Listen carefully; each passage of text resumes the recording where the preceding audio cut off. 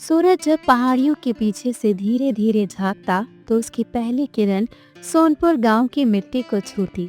वो मिट्टी जिसमें किसानों का पसीना और कई अनकही कहानियां दबी हुई थी। सोनपुर एक छोटा सा गांव था, लेकिन उसके ठीक ऊपर पहाड़ी पर खड़ा था राजा विक्रम सिंह का महल। महल ऊंचा था और चमकदार भी, पर गांव के घर नीचे झुके हुए थे, जैसे हमेशा किसी बूझ को ढो रहे हो। गांव की सुबह। जरा जल्दी चलो, आज भी पानी कम छोड़ा गया है नहर में। धन्ना किसान ने अपनी पत्नी गौरी से कहा।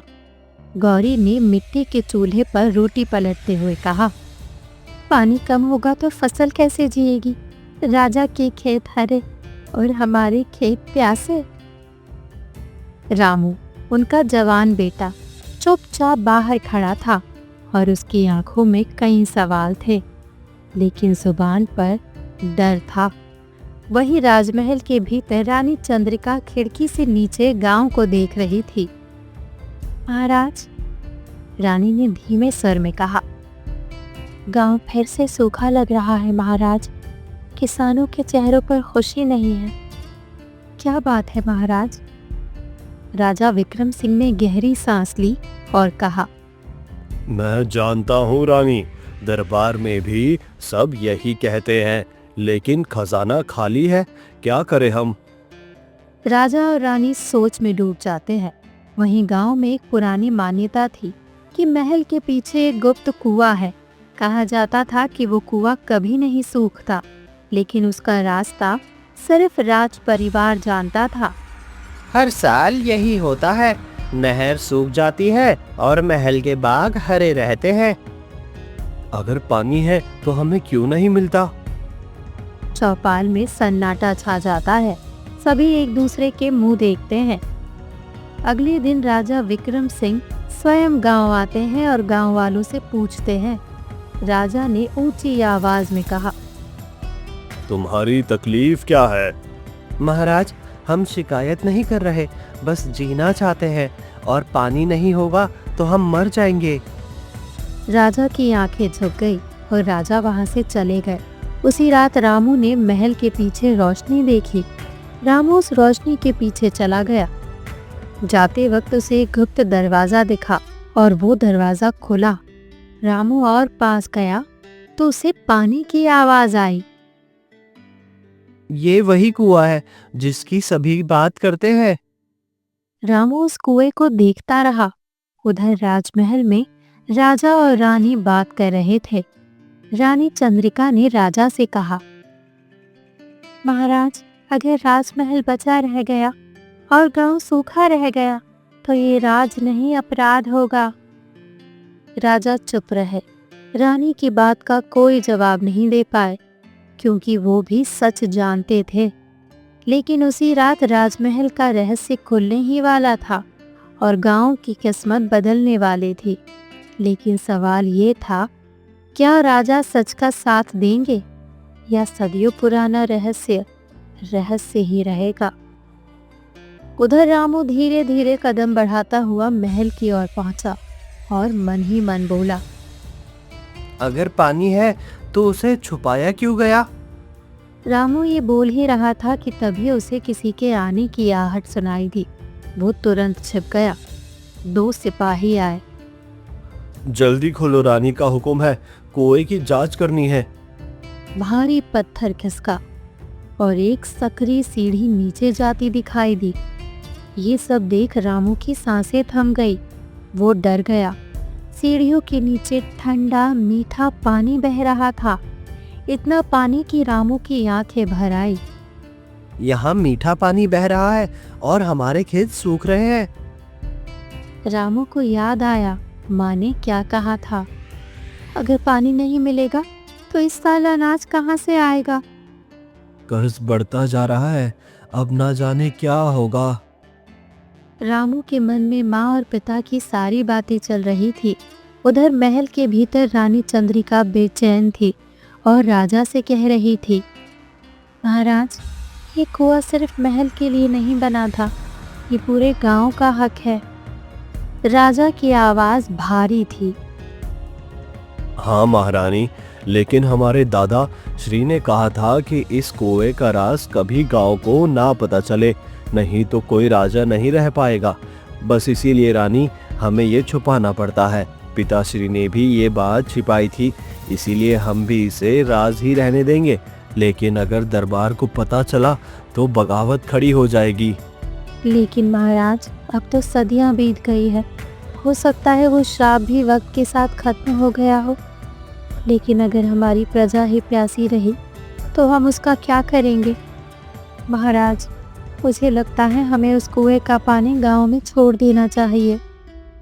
महारानी, आप सही कह रही हैं।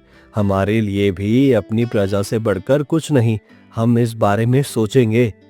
उधर दोनों सिपाहियों ने रामू को पकड़ लिया। एक सिपाही चिल्लाया, कौन है वहाँ? महाराज को बुलाओ। महाराज को बुलाया। सिपाही राजा विक्रम को बुलाकर लेकर गए। राजा विक्रम सामने आए और रामू से बोले, तुम यहाँ क्यों आए? रामू कांपते हुए बोला, महाराज, पानी देखने आया था, हमारे खेत मर रहे हैं। रामू ने जैसे ही ये कहा, वहां सन्नाटा छा गया। फिर राजा ने धीरे से कहा, ये कुआं मेरे दादा के समय से छुपाया गया था। डर था कि अगर सबको दे दिया तो सत्ता कमजोर हो जाएगी। रामू ने सिर उठाया और कहा, महाराज, बिना प्रजा के क्या होता है? अगर पानी ही नहीं होगा तो गांव नहीं होगा, लोग नहीं होंगे और महाराज भी नहीं। अगली सुबह पूरे गांव को महल बुलाया गया। पूरा गांव महल में मौजूद था। महाराज, हम विद्रोह नहीं चाहते, बस बराबरी चाहते हैं। एक और किसान बोला, पानी मिले तो हम खुद रास्ता बना लेंगे। महाराज, अगर ये राज आज नहीं बदला तो इतिहास हमें माफ नहीं करेगा। राजा की आंखों में आंसू थे। राजा ने दरबार में घोषणा की, आज शाम मैं एक ऐसा फैसला लूंगा जो सोनपुर की तकदीर बदल देगा। शाम ढलने लगी थी। सोनपुर के ऊपर आसमान नारंगी और लाल रंग में घुल रहा था। महल के प्रांगण में मशालें जलाई जा चुकी थी।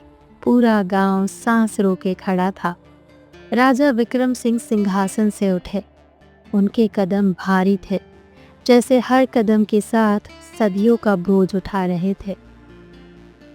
सोनपुर के लोगों, आज मैं राजा होकर नहीं, एक इंसान होकर बोल रहा हूँ। दरबार में सन्नाटा था। रामू अपने माँ बाप के बीच खड़ा था। गौरी की उंगलियां कांप रही थी। धन्ना ने बेटे का कंधा कसकर थाम रखा था। ये सच है कि महल के पीछे एक गुप्त कुआं है, और ये भी सच है कि उसे सिर्फ सत्ता के डर से छुपाया गया। दरबार में हलचल मच गई। तो क्या हमारे सूखते खेत, हमारे बच्चों की भूख सिर्फ डर से छोटी थी महाराज? राजा की आंखें भर आई। नहीं, और आज मैं उस डर को खत्म कर रहा हूँ। राजा ने अपने हाथ से मुहर उतारी और जमीन पर रख दी। आज से वो कुआं गुप्त नहीं रहेगा। आज से उसका पानी महल का नहीं, सोनपुर का होगा। एक पल को सबको यकीन नहीं हुआ। फिर भीड़ में से एक आवाज आई, सच में? रानी चंद्रिका आगे बढ़ी। हाँ, आज रात ही नहरों के रास्ते खोल दिए जाएंगे। कल सुबह पानी गांव तक पहुंचेगा। गौरी की आंखों से आंसू बहने लगे। धन्ना ने जमीन छूकर माथे से लगा ली। महाराज, आज आपने हमें जिंदा कर दिया। सभी गांव वाले खुशी खुशी अपने घर जा रहे थे। लेकिन उस रात कुछ दरबारी और सैनिक गुपचुप इकट्ठा हुए। अगर पानी गांव को मिला तो राजा कमजोर हो जाएगा। आज पानी, कल ताज। उसी समय रामू ने ये सब सुन लिया। रामू दौड़ता हुआ राजा के पास पहुंचा। महाराज, दरबार में साजिश हो रही है। राजा ने पहली बार रामू को सिर्फ किसान का बेटा नहीं, सच का प्रहरी समझा। डरो मत रामू, सच का रास्ता मुश्किल होता है, पर पीछे लौटने से बेहतर होता है। खुलकर बताओ क्या बात है। अगली सुबह जब सूरज निकला तो उसकी किरणें सूखी जमीन पर नहीं, बहते पानी पर पड़ रही थी। नहरों में पानी दौड़ रहा था। बच्चे कूद रहे थे, औरतें कलश भर रही थी। किसानों की आंखों में सालों बाद चमक थी। देख रामू, मिट्टी फिर से सांस ले रही है। लेकिन उसी दिन दरबार में विद्रोही सामंतों ने हमला करने की कोशिश की, लेकिन अब राजा अकेले नहीं खड़े थे। तभी गांव के सभी किसान लाठियां लेकर आगे आए। आज राजा अकेला नहीं है। रामू ने सबसे आगे खड़ा होकर कहा, जो राजा पानी छुपाता है वो शासक होता है, और जो पानी बांटता है वो हमारा अपना होता है। कुछ महीनों के बाद सब ठीक हो गया। सोनपुर के खेत हरे थे, अनाज के ढेर लग चुके थे और महल के दरवाजे अब हमेशा खुले रहते थे। राजा विक्रम सिंह ने सिंहासन छोड़ दिया और पंचायत बनाई, जहां गांव का हर आदमी बोल सकता था। और रामू अब नहरों का रखवाला था। लोग उससे कहते, जिसने पानी को आवाज दी वो है हमारा रामू। कहते हैं आज भी सोनपुर में खूब पानी बहता है। राजा का शाप अब खत्म हो चुका था और सोनपुर अब और धनवान राज्य बन चुका था। सोनपुर अब वो सोनपुर बन चुका था जहां सत्ता से बड़ा सच होता था और सच से बड़ा कोई रहस्य नहीं। सोनपुर में अब हर किसान की फसल लहलहाती थी और गांव का हर घर खुशहाल था।